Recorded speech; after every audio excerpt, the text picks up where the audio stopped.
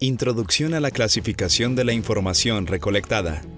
Cuando se inicia una investigación de mercados en una empresa, cuya finalidad es aportar valor y crecimiento a los intereses de la misma en relación a los productos y servicios que presta, es imprescindible realizar una elección adecuada de fuentes de información que genere datos oportunos y confiables a la investigación. En la clasificación de la información recolectada de una investigación de mercado, es sumamente relevante determinar las fuentes de información que se emplearán en la investigación, ya que definirán la veracidad del estudio.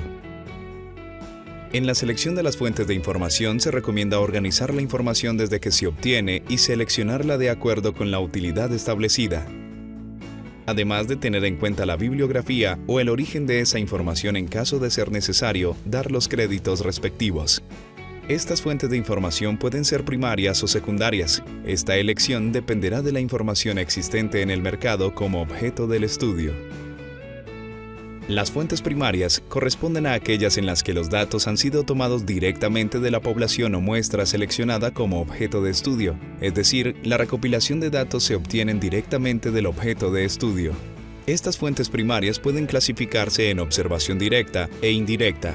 Las fuentes de información directa suceden cuando el investigador toma directamente los datos de la población, es decir, no emplea formatos como cuestionarios, entrevistas, listas de chequeo, etc.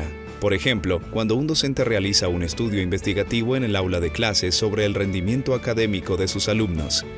Las fuentes de información indirecta son aquellas que se generan cuando los datos o la información no se obtiene directamente por el investigador. Las fuentes secundarias son aquellas que dependen de la información existente, en donde se obtiene a través de libros, informes, estadísticas, medios de comunicación, etc.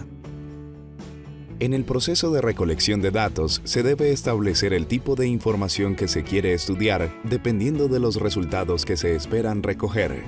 Esta decisión está relacionada directamente con los objetivos propuestos desde un inicio en la investigación.